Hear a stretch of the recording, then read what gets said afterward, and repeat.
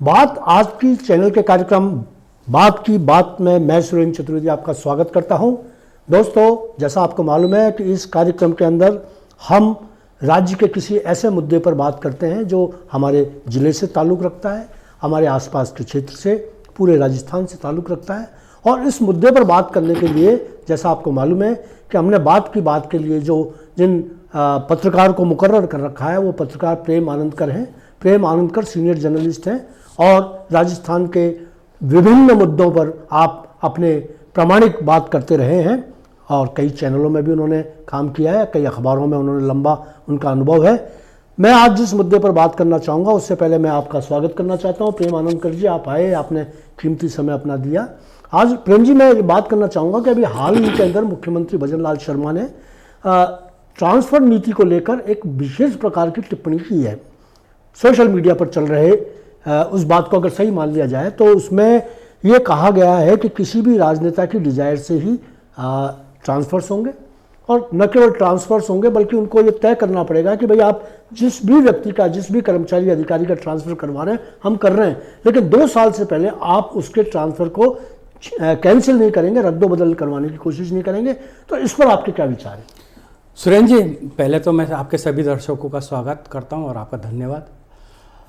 अभी जो आपने मुद्दा छेड़ा, ये बात सोशल मीडिया पे चली, इस संबंध में मेरे ख्याल से कोई अभी तक अधिकृत आदेश नहीं है जी। अगर अपन सोशल मीडिया पे जो चली है बात उसको अगर सही माने तो मेरा ये मानना है कि वो विधायकों के डिजायर पे ट्रांसफ़र हो या जनप्रतिनिधि सांसद के विधायक के डिजायर पे ट्रांसफ़र होते आए हैं और होंगे, ये इसमें कोई वो नहीं है। लेकिन उसमें उन्होंने ये जोड़ा है कि जो सांसद या विधायक एक बार ट्रांसफ़र करा लेगा उसका फिर 2 साल तक वो उसको वहाँ से नहीं हटाया जाएगा, यानी उसका 2 साल पहले ट्रांसफ़र। तो मेरे को ये समझ में नहीं आ रहा है कि राजस्थान की ये भाजपा सरकार किसी कर्मचारी का विधायक एमएलए के डिजायर पर ट्रांसफ़र कर रही है, ये संबंधित अधिकारी कर्मचारी को 2 साल का पट्टा दे रही है कि वो उस स्थान पर जमा रहे, अब 2 साल तो उसका कुछ भी बाल बाका नहीं होगा। और भाई, अगर सरकारी लोक सेवक चाहे वो अधिकारी हो चाहे कर्मचारी हो, अगर काम नहीं ढंग से करेगा, जनता संतुष्ट नहीं होगी, विधायक के पास या सांसद के पास आकर चिल्लाएगी, शिकायत करेगी, तो क्या है, मतलब फिर उसको 2 साल पहले हिला ही नहीं सकते। यानी कि वो 2 साल उसको जो करना है वो करता रहेगा।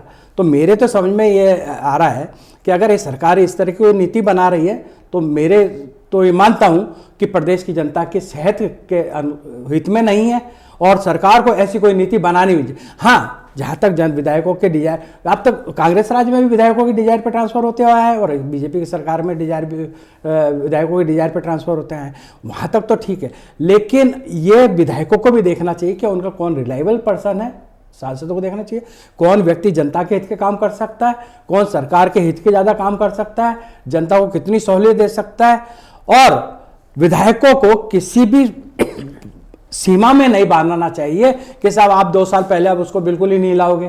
तो ये तो मैं ये मानता हूं कि सरकार, अगर मान लो अभी सोशल मीडिया पे बात चल रही है, अगर सरकार कोई ऐसा कदम उठाती है तो सरकार को ऐसा कोई कदम उठाना नहीं चाहिए, क्योंकि इससे फिर अफसरशाही और जो कर्मचारी वर्ग है बिल्कुल बेलगाम हो जाएगा। बिल्कुल प्रेम जी, एक और स्थिति है कि हर युग के मतलब हर कार्यकाल के अंदर विधायकों को सशक्त बनाने के लिए, मजबूत करने के लिए उनके जो क्षेत्र हैं, विधानसभा क्षेत्र हैं, उनमें कर्मठ कार्यकर्ता, कर्मठ अधिकारी आए, कर्मठ लोग आए जो जनता की सेवा कर सके, इस उद्देश्य से डिजायर का प्रावधान रखा गया। बिल्कुल बिल्कुल बिल्कुल सहमत हर उसमें रहा। लेकिन होता क्या है कि प्राय जो, मैं माफ़ी चाहूँगा कि प्राय जो शातिर लोग होते हैं, शातिर अधिकारी होते हैं, शातिर कर्मचारी होते हैं, वो किसी ना किसी तरीके से अपनी रेपो विधायक से बना लेते हैं और येन केन प्रकारण, जिसके पीछे मैं येन केन प्रकारण बोल रहा हूँ, उसके पीछे कई बार अर्थ प्रबंधन भी बहुत ऊंची चीज़ हो जाता है और आरोप लगते रहे। कई बार ये लगता है कि भाई ट्रांसफ़र सरकार है या ये तो विधायक जो है ट्रांसफ़र विधायक है, मतलब इस तरीके के जो आते हैं आरोप लगते हैं। तो उससे क्या होता है कि विधायक जो ताकतवर तो होता है लेकिन विधायक के बदनामी के चांसेस भी बनते हैं। लेकिन क्योंकि एक सिस्टम है, सिस्टम चल रहा है, तो उस सिस्टम के अंदर विधायक को चाहिए, किसी भी जनप्रतिनिधि को चाहिए कि वह अपने क्षेत्र में जिन अधिकारियों को ला रहा है, जिस महत्वपूर्ण जनता की अदालत की पोस्ट पर बैठा रहा है, उसमें उसकी कर्मठता पहली चीज़ हो। अगर वह खाने खिलाने वाले, हलवा खाने और हलवा खिलाने वाले लोगों को ले आता है तो निश्चित रूप से भले ही विधायक न भी खाए कुछ भी, लेकिन उस पर आरोप तो आएगा ही। क्या सोच कहते हैं आप? सुरेंद्र जी बहुत अच्छी बात बोल ली, और मैं आपसे कहूँ कि आपकी इस बात से मैं 101 नहीं 1001% सहमत हूँ जी। डिजायर जैसा कि अब है कि डिजायर वो लोग ही कराते हैं, या एमएलए एमपी भी उन्हीं लोगों की डिजायर करते हैं कि भैया तुम भी खाओ और हमें भी खिलाओ। सीधी सी बात है। मैं अपन या किसी का नाम नहीं ले रहे। और जब कोई विधायक अगर वो एक सोच के लाएगा कि भाई ये 2 साल मेरे यहाँ रहेगा, पहले उसको कह देगा कि देख तुझे 2 साल अब मेरी सेवा करनी है, तू भी खाएगा और मुझे भी खिलाएगा। तो बट नेचुरल आपकी बात से सहमत हूं कि डिजायर के पीछे बहुत बड़ा अर्थ प्रबंध है, अर्थतंत्र काम करता है, डिजायर में भी काम करता है और उसके बाद भी करता है। यानी कि कोई विधायक किसी व्यक्ति को ला रहा है तो वो उसके मन माफिक तो काम करेगा ही। अच्छा, फिर क्या होता है प्रेम जी?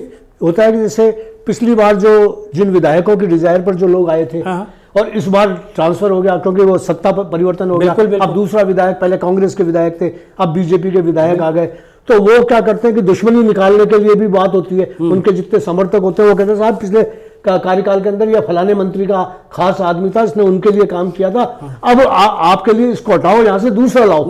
होता यही है। अभी राजनीतिक गलियारों में भी पिछले 1 साल से ये बात गूंज रही है बीजेपी के गलियारों में कि सब कांग्रेस राज के जमे हुए अधिकारी और कर्मचारी अभी तक जमे हुए हैं जी, जिनको 3-3, 4-4 साल हो गए, उनका कोई बाल बाका नहीं हो रहा, उनको हिलाइए, अपने लोगों को लाइए। तो देखो सब, जब कांग्रेस की सरकार थी तो बीजेपी के जो विचारधारा के लोग हैं, बीजेपी की का लेवल तो है नहीं, विचारधारा है, विचारधारा के लोगों को चुन चुन के बाहर भेजा गया, चाहे कॉलेज एजुकेशन हो, चाहे चिकित्सा क्षेत्र हो, चाहे शिक्षा हो, चाहे जो भी हो, बीजेपी की विचारधारा के लोगों को चुन चुन के बाहर भेजा गया था।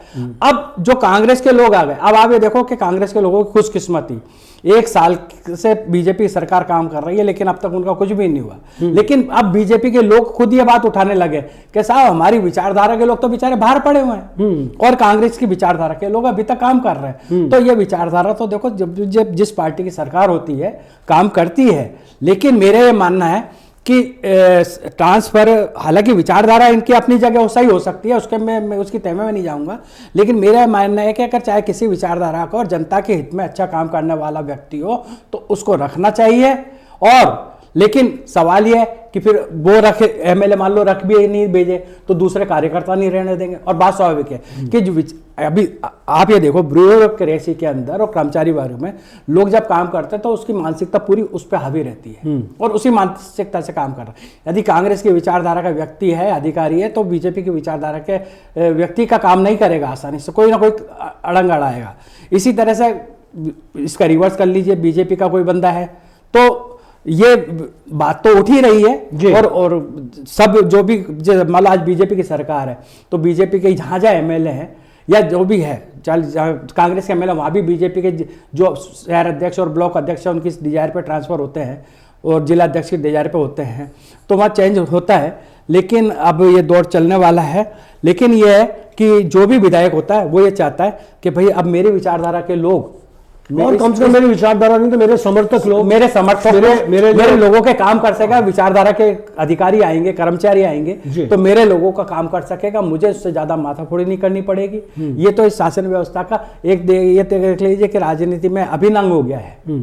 शासन व्यवस्था में राजनीति अभिनंग हो गई है और सारे काम राजनीति से प्रेरित ही हो रहा है। आज आप देख लीजिए कि जो RS-IS के ट्रांसफर होते हैं वो भी राजनीति से प्रेरित ही होता है। विधायक और सांसद की डिजायर पे ही लोग लग रहे हैं।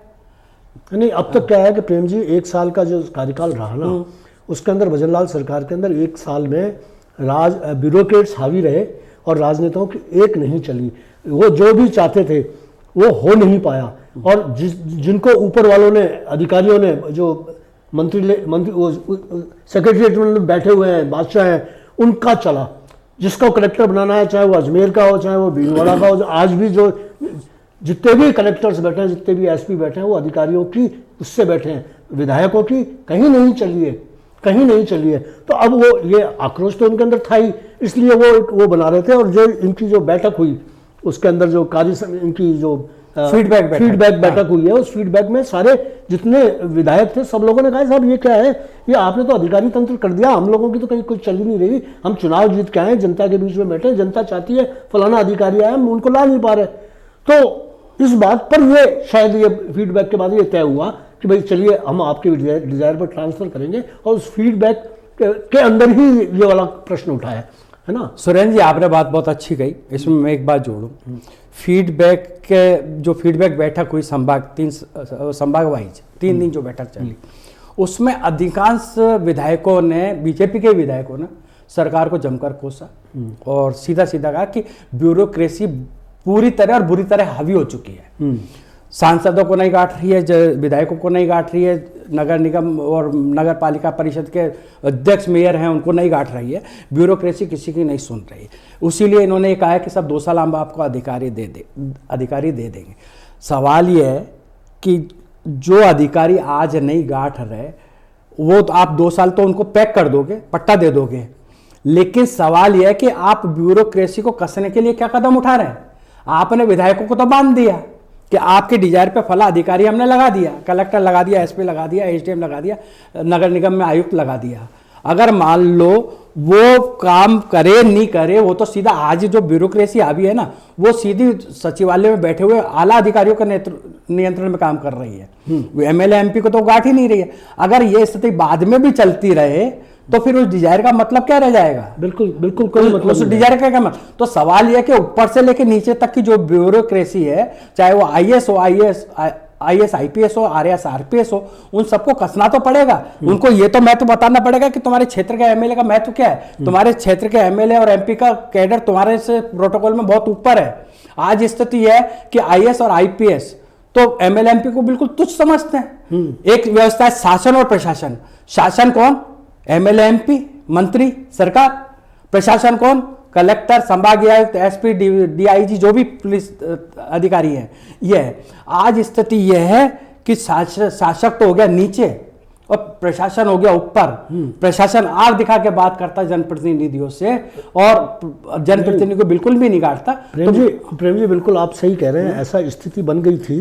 और लेकिन अब जो नया अगर इस तरीके का आदेश आ जाता है कि 2 साल वाला आ जाए, तो ये तो 2 साल के ठेके पर छूटेगा। तो मैंने यही तो कहा, प्रशासन 2 साल के ठेके पर छूट गया। हाँ। अब 2 साल तक वो या कुछ भी कर सकता है, कुछ भी कर सकता है। अब देखिए, अब मैंने आपको कहा ना, पट्टा दे दिया, किसी अधिकारी को लगाया, कलेक्टर को लगाया, नगर निगम आयुक्त को लगाया, वो आ गया आपके डिजायर पे, एमएलए एमपी की डिजायर पे आ गया। अब महीने भर बाद ही उसने आग दिखाना शुरू कर दिया, तो आप उसका कुछ नहीं बिगाड़ सकते, क्योंकि उसको 2 साल का पट्टा मिल गया। अब वो विधायक जी चाहे जितना फड़फड़ा ले, सांसद महोदय चाहे जितना फड़फड़ा ले, ट्रांसफर नहीं कर सकते, क्योंकि भजनलाल जी कह देंगे देखो भैया मैंने आपको पहले ही कहा था कि 2 साल। तो ये देखो, मेरा ये मानना है कि लोकतंत्र के अंदर जनप्रतिनिधियों को नहीं बांधना चाहिए। बांधना है ब्यूरोक्रेसी को बांधो, बांधना है प्रशासन को बांधो, बांधना है सरकारी तंत्र को बांधो, उनको जवाबदेह बनाओ, क्योंकि जनता को जवाब देना है जनप्रतिनिधियों को। अधिकारियों से आके कोई अधिकारियों के आप पास कुछ शिकायत लेके जाओ, जरा सा बहस हो जाए, तुरंत राजकार्य में बाधा का मुकदमा बन जाएगा साहब। ठीक, अब जनता किसके पास जाएगी? जनप्रतिनिधि के पास। जनप्रतिनिधि अधिकारी को फोन करेगा, अधिकारी काम नहीं करता, तो जनता किसके कपड़े फाड़ेगी? हाँ, विधायक के फाड़ेगी, एमएलए एमपी के फाड़ेगी, जनप्रतिनिधि फाड़ेगी, पार्षद के फाड़ेगी, मेयर के फाड़ेगी, है ना। तो आप जनप्रतिनिधियों को क्यों बांध रहे हो? आपको बांधना है प्रशासन तंत्र को बांधिए। आप कर क्या रहे हैं? आप प्रशासन जनप्रतिनिधियों पे आप पाबंदी लगा के प्रशासन को हावी करना चाह रहे हैं लोकतंत्र में। अरे भाई, जो विधायक राज्य की सबसे बड़ी पंचायत में, जो सांसद देश की सबसे बड़ी पंचायत में बैठ के नीति निर्धारण करते हैं, कानून बनाते हैं, संविधान बनाते हैं, सारी विकास का खाका खींचते हैं, उनको तो आप बिल्कुल ब्यूरोक्रेसी से, और जो अमलदार एजेंसी है जिनको अमल करना है, अधिकारी को जिनका आदेश के निर्देश की पालना करनी है, उनको आप प्रभावी बना रहे हो। तो ऐसे कैसे इस लोकतंत्र के अंदर चलेगा और कैसे सरकार चलेगी और कैसे एमएलए एमपी से सर्वाइव कर पाएंगे? इसका मतलब तो यह है कि फिर वो अपने लोगों के, जनता के काम भी चाह के नहीं करवा सकेंगे।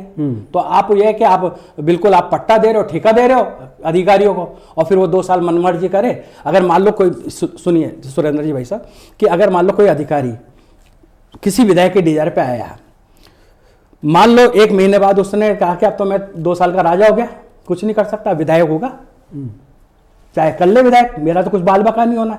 एक महीने बाद वो विधायक को आग दिखाना शुरू कर दे, और तो विधायक की क्या मजबूरी है कि वो जाके उसको भी ट्रांसफर नहीं कर। अरे भाई, इस बंदी इसमें क्यों बांध रहे हो? विधायक अगर कोई अधिकारी का अच्छा काम नहीं करा, तो जब विधायक शिकायत करे तो आप ट्रांसफर करो उसका, क्या दिक्कत है? अगर साल में 4 बार ट्रांसफर भी होता है तो होना चाहिए, क्या दिक्कत है? लेकिन प्रेम जी, मजेदार बात यह है कि जो व्यक्ति, जो अधिकारी अपने इस लक्ष्मी पूजा के बाद आएगा, वो आपने 1 महीने बाद उसको निकाला होगा, वो सार्वजनिक रूप से कहेगा कि नेताजी इतने रुपए दे के आया हूँ, तो क्या करोगे? दिक्कत यही तो है सुरेंद्र जी। हाँ। कि अब देखो, हमारे जनप्रतिनिधि भी दूध के धुले नहीं है। हाँ। मैं किसी पे आरोप नहीं लगा रहा, बिल्कुल स्पष्ट कह रहा हूँ कि कोई दूध के धुले, ना मैं दूध का धुला, ना आप दूध के धुले, कोई दूध का धुला नहीं है। आज के अंदर सब आटे में नमक जितना सब कर रहे हैं, लेकिन सवाल यह कि आप तो नमक में आटा घोल रहे हो यार। कई जगह तो नमक में आटा घोलने लग जाते हैं, उस स्थिति में आप क्या करोगे? लेकिन वो स्थिति है ना कि कई हमारे जनप्रतिनिधि भी उसमें घुले मिले हुए हैं, तो फिर वो बोल नहीं पाते। फिर वो जिस अधिकारी महोदय की, कलेक्टर साहब की, कमिश्नर साहब की जो दादागिरी चलेगी वो चलती रहेगी। उस समय जनप्रतिनिधि ऐसा हो जाएंगे, फिर अपने लोगों को कहेंगे कि भैया ठीक है, तो वो जो काम होना नहीं होना, अब उनको लगेगा कि ठीक है यार, आप 5 साल जैसे तैसा निकालना है, वो निकालेंगे। चाहे वो सांसद हो, चाहे नगर निगम के, नगर पालिका, नगर परिषद के अधिकारी, जो भी जनप्रतिनिधि हो, पार्षद हो, कुछ भी हो। आज स्थिति है, मेरा ये मानना है कि जनप्रतिनिधियों को मजबूत करना चाहिए जी। जनप्रतिनिधियों, तभी ब्यूरोक्रेसी सही काम करेगी।